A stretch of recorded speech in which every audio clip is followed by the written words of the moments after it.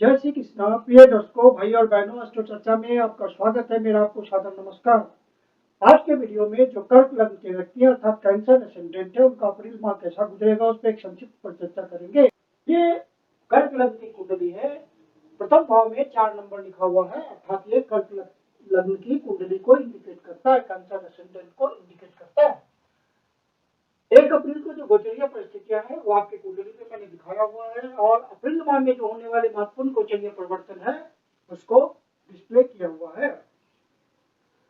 आपके लग्नेश हुए चंद्रदेव, जिनकी स्थिति हर एक 2.25 दिन में बदल जाती है, गोचर परिवर्तन करते हैं, राशि परिवर्तन कर लेते हैं 2.25 दिन में। इनका गोचर प्रारंभ हो रहा है प्रथम भाव से, अर्थात अर्ली इंडिकेशन ये है कि इस माह में आप पूरे उत्साह से अपने आप को डेवलप करेंगे, मानसिक उत्साह बना रहेगा, पूरी एनर्जी के साथ काम करेंगे, और जहां भी आप जिस क्षेत्र में होंगे उस क्षेत्र में पूरे उत्साह के साथ, उमंग के साथ, ऊर्जा के साथ आप कार्यरत रहेंगे और आगे बढ़ने के लिए अग्रसर रहेंगे। सामाजिक रूप से, आर्थिक रूप से प्रगति निश्चित है। सूर्यदेव जो कि द्वितीय भाव के स्वामी हैं, इस समय नवम भाव पे गोचर कर रहे हैं, अर्थात धन भाव का, कुटुंब भाव का संबंध बन रहा है भाग्य भाव से, अर्थात भाग्य की सहायता से आप अपने काम धंधे को आगे बढ़ाएंगे और धन में वृद्धि होगी। सूर्यदेव की कृपा से सूर्यदेव आपके भाग्य में वृद्धि कर रहे हैं। आपको अपने परिवार का सहयोग मिलेगा। यदि आप अपने माता पिता के साथ, अपने परिवार के साथ, कुटुंबजनों के साथ किसी व्यापार को आगे बढ़ाते हैं, काम धंधा उनके साथ है, तो आप इसमें प्रगति करेंगे और ज्यादा से ज्यादा आपको इस बात का फायदा मिलेगा। धन का संचय आप कर पाएंगे इस महीने। और शुक्रदेव आपके 10वें भाव पे गोचर कर रहे हैं और 6 तारीख को राशि परिवर्तन करेंगे और 11वें भाव पे गोचर करेंगे। तो 11वें भाव पे जैसे ही पहुंचेंगे शुक्र महाराज, तो 11वें भाव पे की स्थिति आपके लिए लाभप्रद हो जाएगी। धन की प्राप्ति में शुक्र महाराज सहयोग करेंगे, क्योंकि इनका विशेष उद्देश्य होगा यहाँ पे आपको रेगुलर इनकम देना, आय को बढ़ाना, किसी तरह का गेन करना, प्रमोशन देना, ये सब बातें शुक्र महाराज से रिलेटेड होंगे। तो ये आपके लिए फेवरेबल कंडीशन है। और यहाँ गोचर करते हुए आपके पंचम भाव को देखेंगे, जो कि उनकी डिजायर है। तो आप जो भी प्लानिंग करते हैं, जिस भी तरह की प्लानिंग करते हैं, शॉर्ट टर्म प्लानिंग करते हैं, लॉन्ग टर्म प्लानिंग करते हैं, वहां पे आपको बहुत मनोयोग पूर्वक अच्छे धन कमाने के लिए, अच्छे अवसर की प्राप्ति के लिए सारा कुछ आप प्रयास करेंगे। और वहां पे आपकी बुद्धि सुचारू रूप से काम करेगी। यदि आप किसी तरह का इन्वेस्टमेंट करते हैं, शेयर मार्केट के धंधे में हैं, बेट लगाते हैं, लॉटरी खरीदते हैं, गैम्बलिंग करते हैं, तो इन सब बातों में आप सावधानी पूर्वक डिसीजन लेंगे तो आपको विशेष फायदा पहुंचेगा। यदि आप किसी कला के थ्रू कमाते हैं, फन एंड एंटरटेनमेंट के थ्रू कमाते हैं, उस इंडस्ट्री से जुड़े हुए हैं, वहां पे आपको विशेष फायदा मिलेगा, क्योंकि शुक्र इन सब बातों को इंडिकेट करता है और किसी भी कला से इनका संबंध होता है, और वहां पे धन कमाने में विशेष सहायक होते हैं।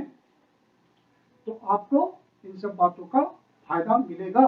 शुक्र महाराज अपने भाव पे गोचर कर रहे हैं, अपनी राशि में गोचर कर रहे हैं, अर्थात शुक्र अपनी राशि में गोचर कर रहे हैं, तो बिल्कुल स्वस्थ है और अच्छा रिजल्ट देंगे।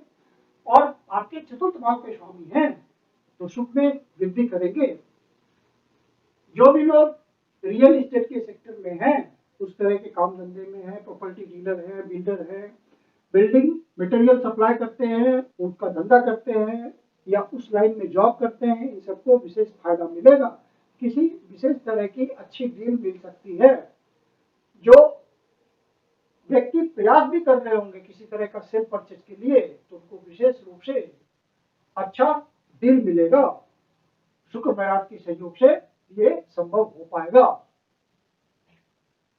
और मंगल महाराज आपके 92वें भाव पे गोचर कर रहे हैं, और पूरे महीने 12वें भाव पे ही गोचर करेंगे और आपके कर्मेश है और आपके पंचमेश है।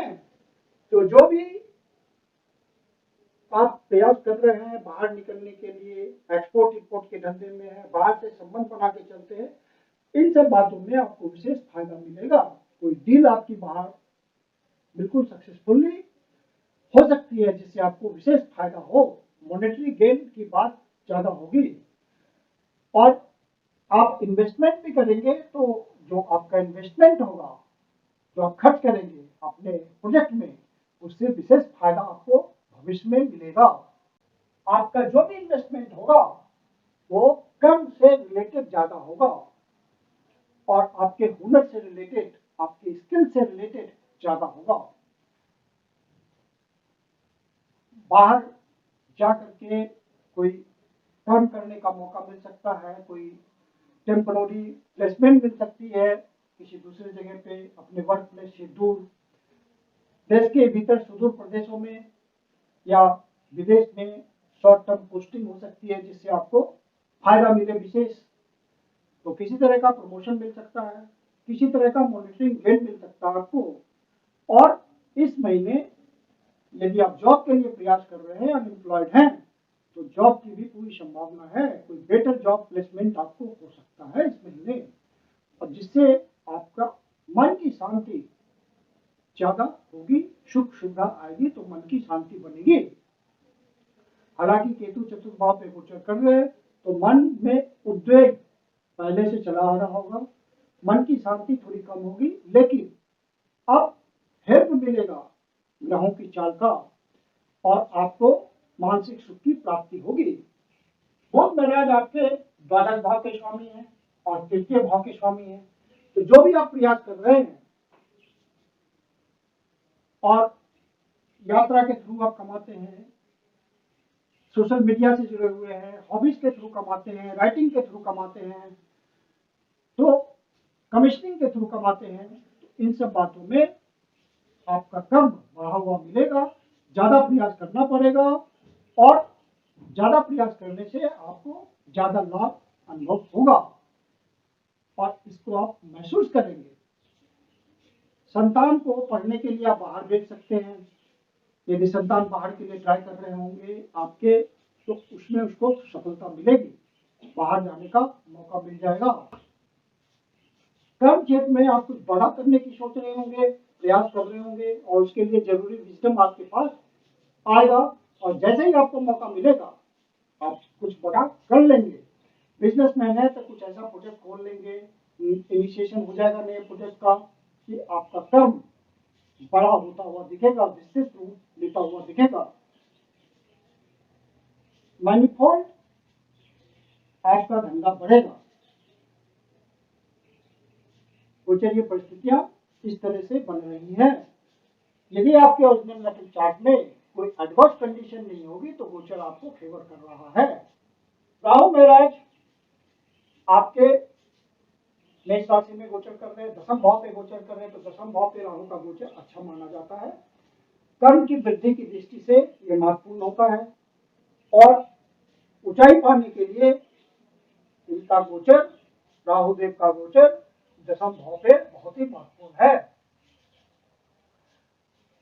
गुरु महाराज आपके नवम भाव पे गोचर कर रहे हैं तो आपको पूरी मजबूती दिए हुए हैं, लग्न को पंचम दृष्टि से ब्लेसिंग दे रहे हैं, मतलब आप बिल्कुल भाग्यवान बने रहेंगे। इस महीने भाग्य का फ्लो आपको सतत रूप से मिलता रहेगा। सूर्य महाराज 15 तारीख को यहां से निकल करके दसम भाव पे गोचर करेंगे तो एक और अच्छी स्थिति हो जाएगी। सूर्य महाराज यहाँ गोचर करते हुए दिशा डायरेक्शनल स्ट्रेंथ प्राप्त करेंगे, दिशा बल प्राप्त करेंगे और आपके कर्म को शुद्धता देंगे। आपकी पोजीशन बॉस के सामने आइडेंटिफाई होगी, बॉस आपको इंपॉर्टेंस देंगे और अपने सीनियर्स में आप एक अच्छी पर्सनालिटी के रूप में जाने जाएंगे। सरकारी नौकरी करते हो, प्राइवेट नौकरी करते हो, इन सब बातों से आपको विशेष फायदा मिलेगा नौकरी क्षेत्र में।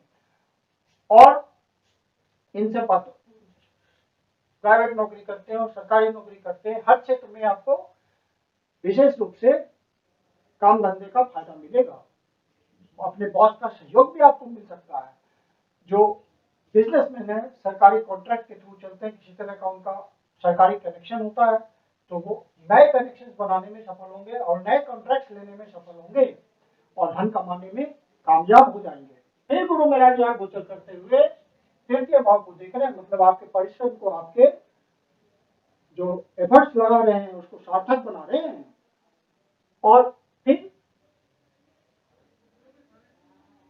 पंचम भाव को अपनी ब्लेसिंग दे रहे हैं, तो संतान प्राप्ति के लिए 22 तारीख तक बढ़िया समय है। और जो लव अफेयर में है, लव बर्ड्स हैं, तो उनके प्यार मोहब्बत में बहुत ही बॉन्डिंग होगी और बॉन्डिंग दूर तक चलेगी, जो कि भविष्य में विवाह में परिणत हो सकता है। अपने लाइफ पार्टनर पे आप खर्च भी कर सकते हैं, लेकिन खर्च करते वक्त ध्यान रखिएगा, यदि आप ज्यादा खर्च कर देंगे तो बजट असंतुलित हो जाएगा। तो इस बात का आपको विशेष ध्यान रखना है कि बजट आपका असंतुलित ना हो। गुरु महाराज फिर गुरुदेव 22 तारीख को राशि परिवर्तन करेंगे और दशम भाव पे गोचर करेंगे, तो ये भी एक अच्छी स्थिति होगी गुरुदेव की कि दशम भाव पे गोचर करते हुए, क्योंकि धन के कारक है गुरु महाराज, तो यहाँ ब्लेसिंग दे रहे हैं धन भाव पे, तो धन की स्थिति मजबूत बनाए रखेंगे। गुरु महाराज लंबे समय के लिए गोचर करेंगे और धन की स्थिति मजबूती के साथ टिकाए रखेंगे और एसेट में वृद्धि होते रहेगी।